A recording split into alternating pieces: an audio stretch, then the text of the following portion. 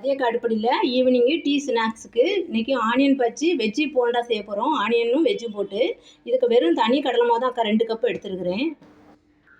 இப்போ வெஜ்ஜு என்ன போட போகிறோன்னா கொஞ்சோண்டு கோஸு கழுவிட்டு துருவி வச்சுருக்கிறேன்ப்பா. கொஞ்சம் கேரட்டு துருவி வச்சுருக்கேன். ஆனியனு கூட கொஞ்சம் வெங்காயம் போடுங்க. 3 பெரிய வெங்காயம் நறுக்கி வச்சுருக்கேன். பச்சை மிளகா அக்காட்ட 2 தான் இருந்தது, அதை போட்டிருக்கிறேன். இப்போ நம்ம வந்து இஞ்சி பூண்டு கொஞ்சம் இப்படி தட்டி வச்சுக்கலாம். இப்போ இந்த காயெல்லாம் இந்த நம்ம மாவில் போட்டுடலாம். இந்த வெஜ்ஜையும் ஆனியனையும் மாவில் எல்லாத்தையும் போட்டு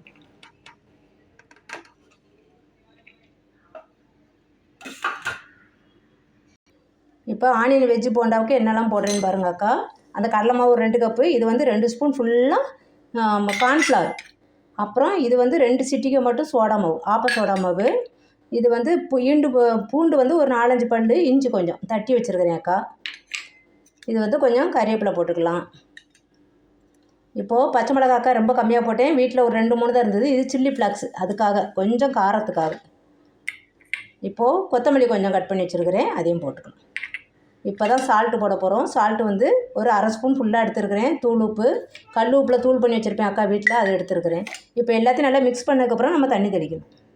இப்போ இந்த அளவு ஆனியன் எல்லாம் மிக்ஸ் பண்ணிடுங்க. ஆனியன் நம்ம பிசையும் போது ஒத்த ஒத்தையாக வந்துடும், அப்படி லைன் லைனாக வந்துடும். மெலிசா நறுக்கிறீங்களா கீத்துக்கிட்டா லைன் லைனாக வந்துடும். இப்போ நம்ம கொஞ்சம் தண்ணி தெளித்து நம்ம வடை பதத்துக்கு பிசைஞ்சிக்கலாம். இப்போ அக்கா பிசைஞ்சிட்டேன். இது போண்டாங்கிறதுனால இங்கே பாருங்கள் தண்ணி எவ்வளோ செலவாகிருக்கு பாருங்கள். இந்த கிளாஸு 100 ml தான், ஆஃப் தான் தண்ணி ஊற்றிருக்கிறேன் அக்கா. 50 ml வாட்டர் ஊற்றி தான் பிசைஞ்சிருக்கேன். இந்த அளவு பிசைஞ்சிக்கோங்க. இது வந்து நம்ம போண்டாங்கிறதுனால இப்படி நம்ம நல்லா உருட்டி போடணும். ரொம்ப டேஸ்டியாக இருக்கும் இந்த போண்டா. இப்படி இந்த அளவு உருட்டி நம்ம போடுறோம். இந்த போண்டா ரொம்ப அழுத்தி பிடிக்கக்கூடாதுப்பா, அப்படி லைட்டாக உருட்டணும், அவ்வளோதான். அக்கா வந்து ஒரு வடை செட்டில் ஆயில் ஏற்கனவே 1/2 லிட்டர் ஆயில் காய வச்சுருக்கிறேன். இப்போ நம்ம போண்டா போடணும். ஆயிலுக்கு எவ்வளோ தேவையோ அவ்வளோ போட்டுக்கலாம்.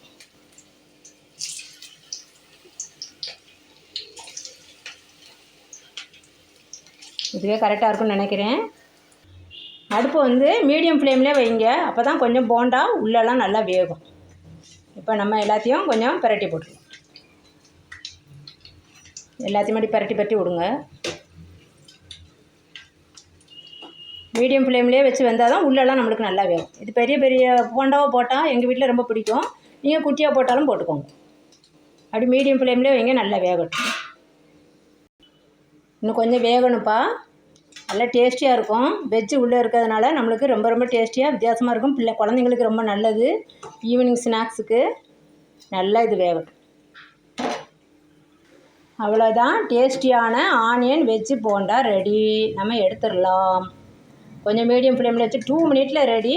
ரொம்ப சத்தான போண்டா குழந்தைங்களுக்கு. அவ்வளோதான், எல்லாத்தையும் எடுத்துருவோம். ரொம்ப ரொம்ப டேஸ்டியாக ஆனியன் வெஜ்ஜு போண்டா 2 மினிட்ல ரெடி ஆயிரும். ஈவினிங் குழந்தைங்களுக்கு செஞ்சு கொடுங்க. வெஜ்ஜு ரொம்ப ரொம்ப நல்லது. ரொம்ப சூடாக இருக்குது, அக்காவுக்கு எடுக்க முடியல. அப்படியே எடுத்து இந்த பாருங்கள் எப்படி ஆவி பறக்குதுன்னு. சாஸில் தொட்டு சாப்பிட்டா ரொம்ப ரொம்ப ரொம்ப சூப்பராக இருக்கும், டேஸ்டியாக. இதே மாதிரி செஞ்சு கொடுத்துட்டு அக்கா கமெண்ட்டில் எப்படி இருக்குன்னு சொல்லுங்கள். ரதியா அடுப்படிக்கு சப்ஸ்கிரைப் பண்ணுங்கள். இது டீ டைமில் நல்ல டேஸ்டியான ஹெல்த்தியான ஃபுட்டுப்பா. தேங்க்யூ. சூடாக இருக்குது.